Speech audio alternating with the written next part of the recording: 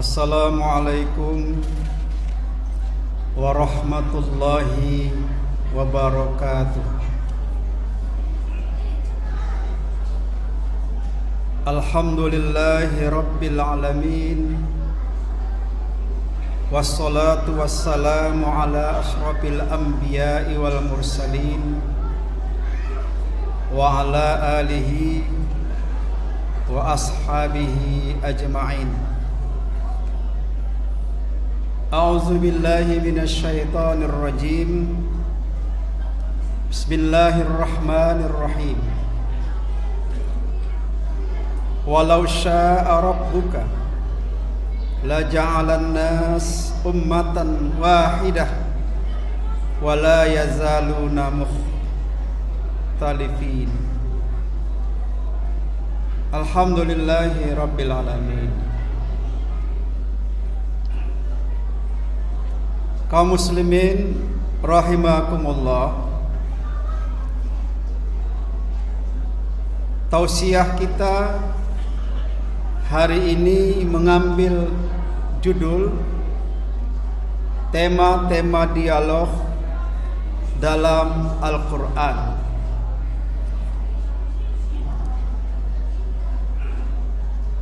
Dialog atau percakapan Al-Quran banyak sekali memberikan apresiasi bagaimana cara berbicara, bertukar pikiran, berdialog. Di dalam Al-Quran, seperti yang kami bacakan tadi, surah ke-11, surah Hud, ayat ke-118, Allah mengatakan, jikalau Tuhanmu menghendaki, tentulah Dia dapat menjadikan manusia sebagai umat yang satu, tetapi mereka senantiasa berselisih pendapat. Pada ujung ayat ini menggunakan kata kerja fi'il mudhari, artinya yang menunjukkan masa kini dan masa yang akan datang. Dengan demikian, perbedaan pendapat adalah sesuatu hal yang biasa terjadi, dan itu akan terjadi sampai masa-masa akan datang.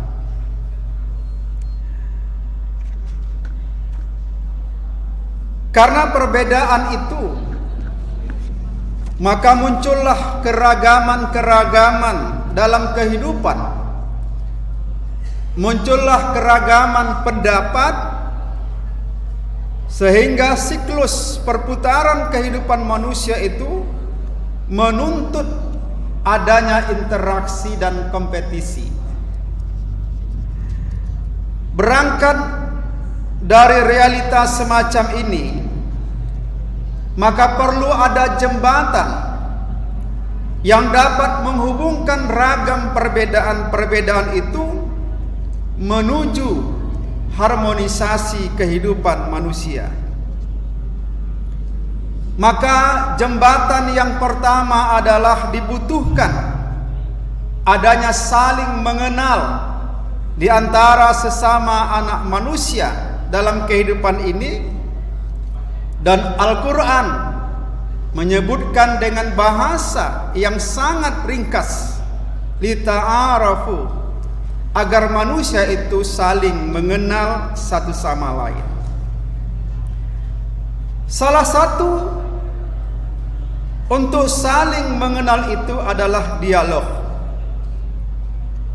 Islam sangat memberikan perhatian terhadap dialog dengan meletakkan kaidah dan etikanya.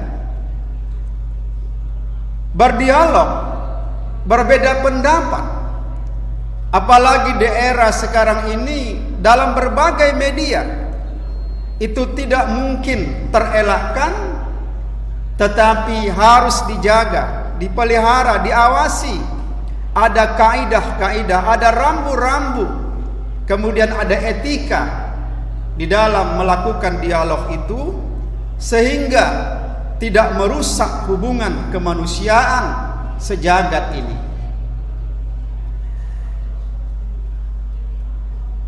Tidak berlebihan dapat dikatakan bahwa Islam itu adalah agama dialog. Mengapa? Karena Al-Quran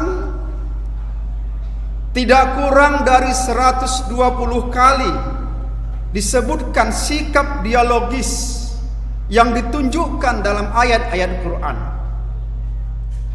Bahkan sekitar 1000 ayat Al-Quran atau 1/6 kandungannya.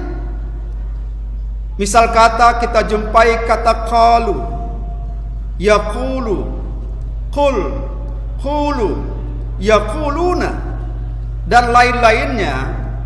Kata-kata ini menunjukkan bentuk-bentuk dialog dalam Quran tidak kurang dari 1700 kali disebut. Objek dan pelaku dialog pun beragam-ragam dalam Quran. Di antaranya ada dialog antara para nabi, rasul dan kaumnya. Ada dialog antara kekuatan baik dan kekuatan jahat. Ada dialog dengan ahli-ahli kitab. Ada dialog dengan kaum munafik. Ada dialog dengan pengikut fanatis tradisi buruk nenek moyang. Ada dialog tentang wujud Allah dan keesaannya.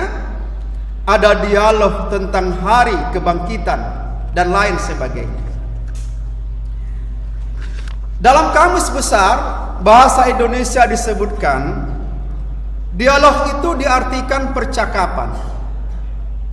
Berdialog artinya bersoal jawab secara langsung. Sedangkan dialogis artinya bersifat terbuka dan komunikatif. Banyak orang yang berdialog tapi dia tertutup dan menutup-nutupi kebenaran, dan dia tidak bisa berdialog secara komunikatif, menyentuh satu sama lain. Kaum muslimin rahimakumullah, tema-tema yang berkaitan dengan dialog didapati dalam Al-Quran. Al-Quran menggunakan beberapa istilah yang terkait dengan dialog itu. Antara lain, yang pertama adalah al-hiwar. Al-hiwar artinya proses soal jawab yang saling bergantian dengan argumentasi masing-masing. Ternyata Al-Quran menyebutkan hal ini, dan fakta di lapangan, orang-orang yang bertukar pikiran, orang-orang yang berdialog, orang-orang yang bersoal jawab. Di samping itu, mereka bertukar pikiran tentu memiliki argumentasi-argumentasi. Dalam Al-Quran istilah ini disebut dengan hiwar. Kata hiwar ini yang terbentuk dari akar kata hawara disebut sebanyak 13 kali dalam Quran. Firman Allah dalam Quran surah Al-Kahfi ayat 18, wa kana lahu samarun faqala li sahibihi wa huwa yuhawiruhu ana aktsaru minka malau wa azzu nafaro. Dan dia mempunyai kekayaan besar, salah seorang di antara yang berdialog itu. Maka dia berdialog bercakap-cakap dengan kawannya, orang-orang yang beriman. Ketika itu ia bercakap-cakap dengan dia mengatakan, hartaku lebih banyak daripada hartamu, dan pengikutku lebih banyak dari pengikutmu. Ini kita jumpai dalam Al-Quran ketika dialog itu diberikan kepada orang-orang yang beriman. Bagaimana cara mematahkan hiwar orang ini? Maka orang-orang yang beriman itu mengatakan dalam ayat berikutnya bahwa sesungguhnya apa yang perlu dibanggakan, bahwa manusia itu asalnya dari setetes air yang hina. Jadi tidak perlu disombongkan, hartaku banyak, pengikutku banyak, kuat, aku akan mendapatkan kemenangan. Maka Al-Quran mengajarkan ini harus dipatahkan dengan cara-cara argumentatif. Yang kedua, istilah dialog dalam Quran disebut dengan al-jidal. Al-jidal ini terdiri dari kata jadala. Artinya mendebat pembicaraan.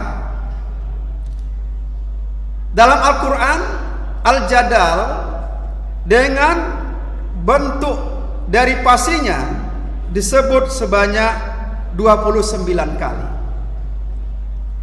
Dengan kata lain jamaah yang dimuliakan Allah, dialog dalam bentuk al-jadal ini adalah upaya seseorang untuk mematahkan dan mementahkan argumentasi lawan bicara dengan meluruskan ungkapannya.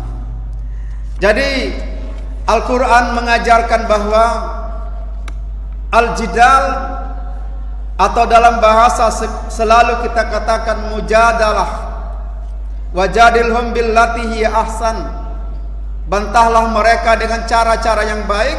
Maksudnya ketika kita berdialog dengan orang lain, kita luruskan, kita mentahkan, kita berikan dia kepada jalan kebenaran, jalan yang diajarkan oleh Al-Quran. Tema yang ketiga dialog dalam Al-Quran adalah al-mira. Al-mira ini terdiri dari 3 kata, mi, da, ro, dan ya. Menurut pakar bahasa Ibnu Faris, artinya mengusap sesuatu dan memerasnya. Al-mira ini dapat diartikan membantah atau mendebat orang lain dengan cara memeras akal pikiran kita, mengerahkan seluruh argumentasi kita untuk menjatuhkan atau untuk mematahkan lawan. Al-mira ini dijumpai dalam Al-Quran sebanyak 20 kali. Dalam bahasa Indonesia, barangkali al-mira ini dapat dipadankan dengan kata debat kusir. Artinya debat yang tidak masuk akal. Yang terakhir, kaum muslimin rahimakumullah, tema dialog dalam Al-Quran itu adalah al-muhajjah. Kata ini berasal dari kata hujjah. Kita kenal dengan kata hujjah, memberikan argumentasi yang kuat. Ilmuwan Islam itu yang dikenal dengan Hujjatul Islam adalah Imam Al-Ghazali. Imam Al-Ghazali ini seorang ulama besar, tidak saja memahami tentang bidang-bidang hukum, tetapi juga dia bisa memahami tentang filsafat dan tasawuf. Jadi ragam keilmuan dan disiplin yang dimilikinya sehingga pantas dia dikatakan Hujjatul Islam. Al-Muhajjah ini berasal dari kata hujjah yang berarti argumentasi atau alasan. Bentuk kata al-muhajjah ini dalam Al-Quran menunjukkan adanya keikutsertaan orang lain, sehingga saling berargumentasi dalam rangka melemahkan lawan bicara. Kata al-muhajjah ini tidak kurang 13 kali digunakan dalam Al-Quran untuk membantah atau mendebat argumentasi. Di antaranya disebutkan dalam Al-Quran surah Al-Baqarah ayat 258. Ayat ini mengisahkan orang-orang yang mendebat Nabi Ibrahim tentang Tuhan. Ketika dia mendebat Ibrahim tentang Tuhan, lalu Ibrahim mematahkan bicaranya. Tuhan itu bisa menghidupkan dan bisa mematikan. Lalu orang ini mendebat lagi, kalau Tuhan kamu bisa menghidupkan dan mematikan, saya juga bisa menghidupkan dan mematikan. Sehingga muncullah perdebatan ketika itu. Maka Al-Quran mengatakan, Ibrahim berkata kepada orang itu, Tuhanku menerbitkan matahari dari timur, tolong Anda terbitkan matahari dari arah barat. Nah, ketika ini disebutkan oleh Ibrahim, maka orang itu diam dan tidak bisa melanjutkan perdebatan yang berkaitan dengan masalah ketuhanan. Jemaah yang dimuliakan Allah, tema-tema tentang dialog dalam Al-Quran yang kami sebutkan tadi kiranya dapat memberikan kontribusi kepada kita bahwa sesungguhnya dialog, percakapan, perdebatan dalam kehidupan manusia, baik sekarang maupun yang akan datang, itu tidak dapat terelakkan. Al-Quran memberikan pilihan-pilihan bagaimana cara kita memilih cara yang paling tepat di dalam melakukan dialog di antara sesama manusia. Inilah pesan yang dapat kami sampaikan. Mudah-mudahan menambah pengetahuan kita, terutama meningkatkan keimanan dan ketakwaan kita kepada Allah Subhanahu wa taala. Kami akhiri dengan billahi taufik wal hidayah. Assalamualaikum warahmatullahi wabarakatuh.